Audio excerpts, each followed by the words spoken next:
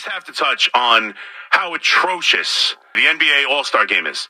It's just, to watch this and to watch the format that they've broken it into and watch no one care. I'm sorry. I got to even tell you, I had a tough time watching it. And forget the 3-point contest and the slam dunk contest. I'm sorry. I don't care. This kid's won a bunch of times. He's jumping over cars. Maybe some of the dunks were nice. I turned it on for 5 minutes. I saw 6 straight missed dunks. And I said, I'm out. I'm out. I don't care about any of it. I don't care about anything the NBA does with this All-Star. And I give Adam Silver, I don't know, credit on some level or non-credit as he's trying. He's coming up with and I don't agree with a damn thing they've done, nor do I care about a damn thing they've done. I don't care about the in-season tournament. It means absolutely nothing to me. I hate, again, watching this game with the hideous blue and yellow court. What are you doing? Can you just play on a basketball court? It hurts my eyes. But they're trying to do something that the NHL has at least figured out. And we're going to get to the NHL in a second because I still even have issues with the NHL. And I think I'm going to be on the opposite side of a lot of people with the NHL. But what they have done, at least, the NHL has found a way to fix the All-Star problem. Right? They have fixed it, and they have done something far better than anything the NBA, even the MLB, which is still, to me, the best, at least was up until what the NHL has done here with this four-country tournament. But even the MLB has issues. The NHL games were terrible. The NBA game is terrible. The Pro Bowl is now dodgeball and flag football, and no one cares. And at least the NHL, and what they have done here, has fixed the problem of getting the players to care and actually turning on and watching it and feeling like you're watching the sport and feeling like you're watching high level of the sport, with the best players in the world, the best players in your league, playing the game with a desire and a passion. And no other league for a long time now. The MLB All-Star Game used to have it. Hell, you go back 10, 20 years, the NBA game had it. I don't know if the Pro Bowl ever had it. By nature, it's a difficult thing to get, right? It is. But the NBA and what they've done here is atrocious. And I have to give Draymond Green credit and Charles Barkley, because if you haven't heard, they kind of made news here with their comments during the broadcast. And to hear Draymond Green talk about it and kill the format live on TV and talk about these dopey games that it's first to 40 and they're trying something new and no one cares and it's the same no defense, it's the same crap. I hardly watch the games, I'll be totally honest with you. They bore me to death. My wife wanted to watch the new White Lotus and I'm not in a position to argue with her considering I steal the TV every single night. But as I'm trying to watch it on my phone or, a little bit, it is so impossible to watch, and the format absolutely sucks. And I agree with everything said from both Draymond Green and Charles Barkley, and they apparently disagree with each other, but I think they're both correct.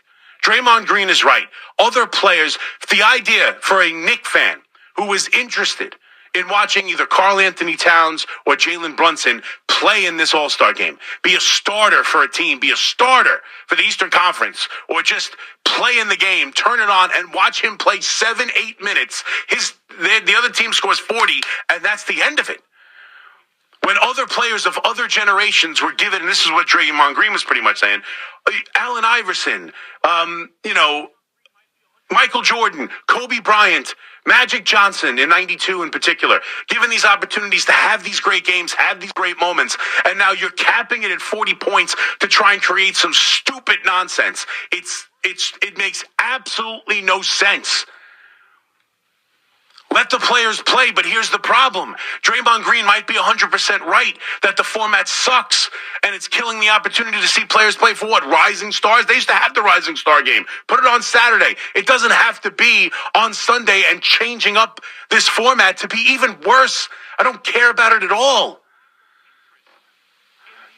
Everything about this entire weekend for the NBA, you turn it on, it's a display of just hideous basketball where no one cares. It's an absolute show, and the show is terrible. And then Charles Barkley is 100% right to tell Draymond Green it's his fault. It is.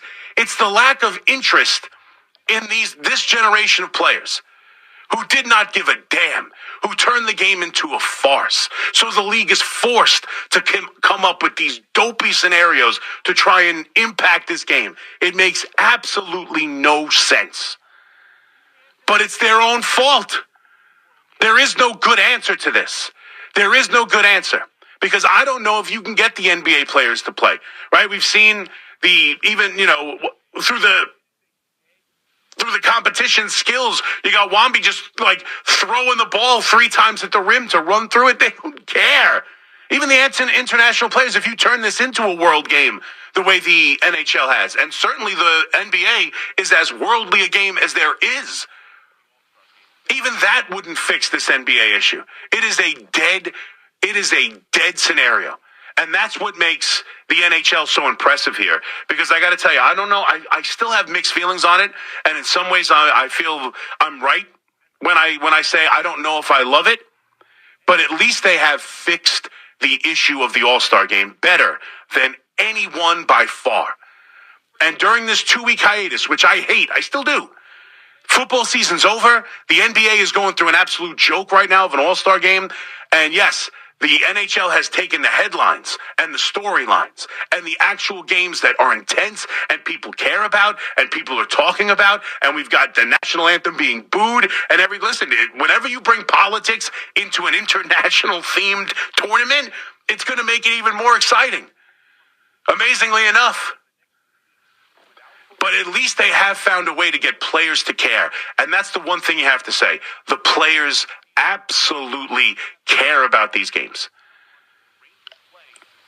And as much as I might call them meaningless, and as much as I still would rather, I would rather be able to focus on the New York Rangers over the next 2 weeks without football, before baseball really starts, with the NBA on their All-Star break and in the middle of a season. I would much rather be able to focus on watching the Rangers play than some 4-team tournament that ultimately means absolutely nothing. I'm sorry, I still feel that way.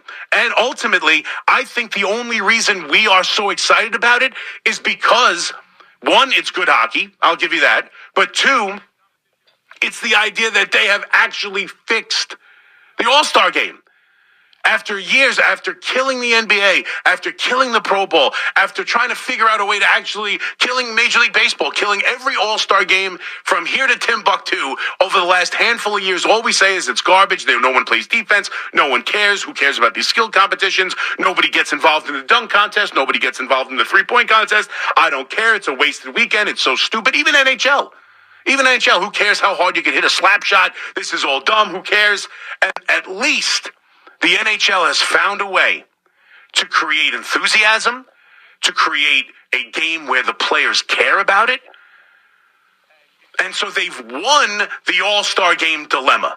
And it's an idea that the NHL has come up with that has solved an issue that no other league has been able to solve, no matter how hard they try. And so for that, we are praising it. And I understand that. But ultimately, still for me, and I'm going to get into this here, and it's not so much about the All-Star game necessarily, but I had a problem before. Me and Mike were talking about it. I had an issue years ago. I had an issue, was it last year, with Matt Martin and Rempe at the start of the game?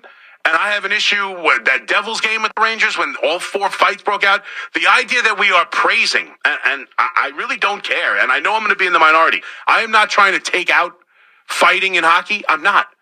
But to me, fighting is a byproduct of what happens in the game. And then they allow it, and that's fine. And I'm not trying to take hockey away, but you take a run at a star. You take a run at someone takes a cheap shot at your best player. You get a bad hit. You get a late penalty. You ice the goalie. I don't know. Then a fight breaks out. Then you have your enforcer, or whatever. Like people talk about, oh, it's old-time hockey. Old-time hockey to me was you had an enforcer or a goon, for lack of a better term, that they used to use. And if you took a shot at a star or you did something that the other team felt was a cheap shot or a misplay or whatever you want to call it, then there was a fight.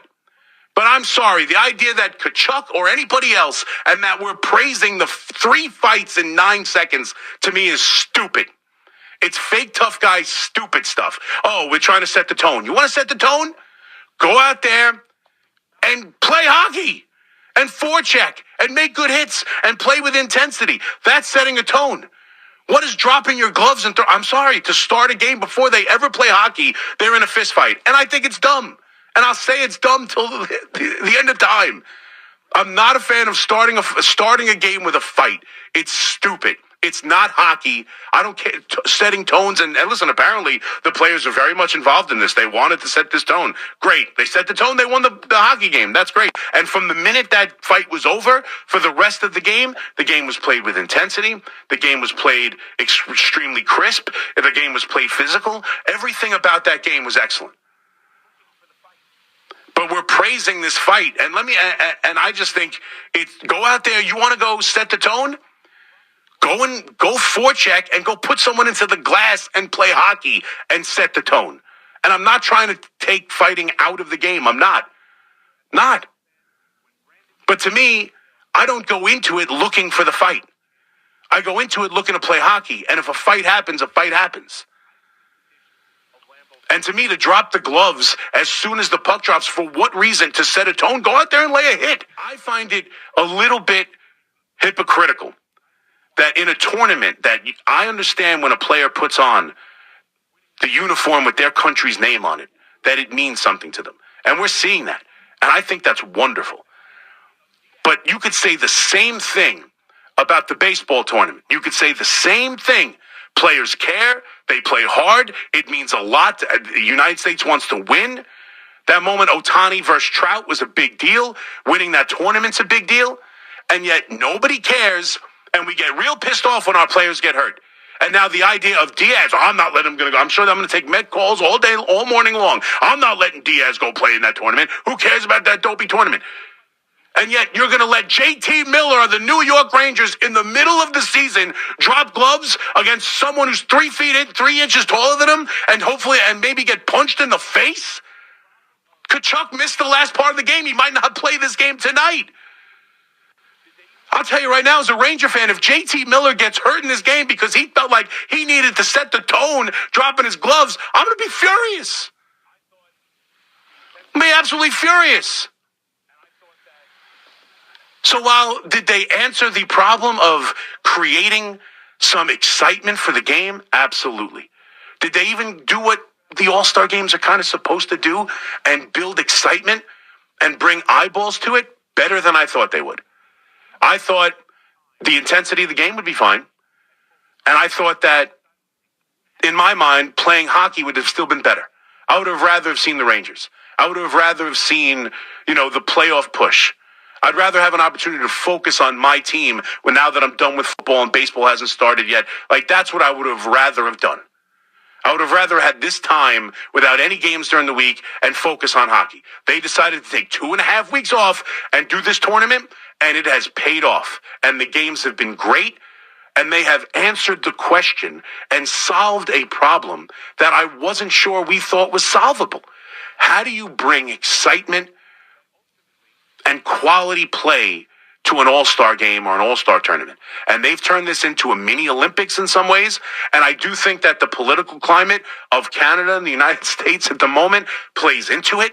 And the booing of the national anthem and knowing that was going to happen going into the game, it's created a lot of excitement. But I still think that ultimately, as great as the tournament is, I don't know if I love putting all the best players in the NHL through a gauntlet of a tournament where they take it so personally and want to set a tone that they're willing to drop the gloves in a game that ultimately is meaningless. Say whatever you want. Ultimately, what does the winner get? And they're dropping gloves for 3 fights 9 seconds into the game to set a tone?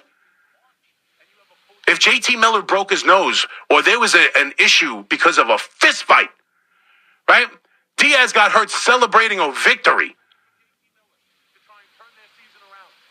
And that's at the beginning of the year where you have time to recover unless you tear your ACL or something. But if you get a minor injury or a broken finger or whatever, it's in March and you have a full year and we scream to the high heavens about it. But in the middle of the NHL season, in the middle of a playoff push, the Rangers just traded for JT Miller to try and turn their season around and get back into the playoffs. They have enormous games coming up in a few weeks, in a week. And we're all praising the idea that they're fist fighting 9 seconds into a game when they have games with the New York Rangers coming up. So as much as I do think they answered the question, and as much as they played their sport on a higher level than any other league has figured out a way to do it, I still have issues with it. And I still don't know if it's the best thing for the sport. And I'm telling you, I think it's hypocritical that we kill other, we want to see the defense. We want to see the intensity. We want to see this. We want to see that. And then MLB gives it to you and we hate it.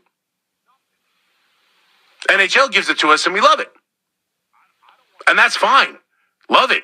I'm just telling you, if someone got hurt in a fight before the game even started to set a tone in a U.S.-Canada game that ultimately, and I know I'm going to upset people, ultimately means nothing.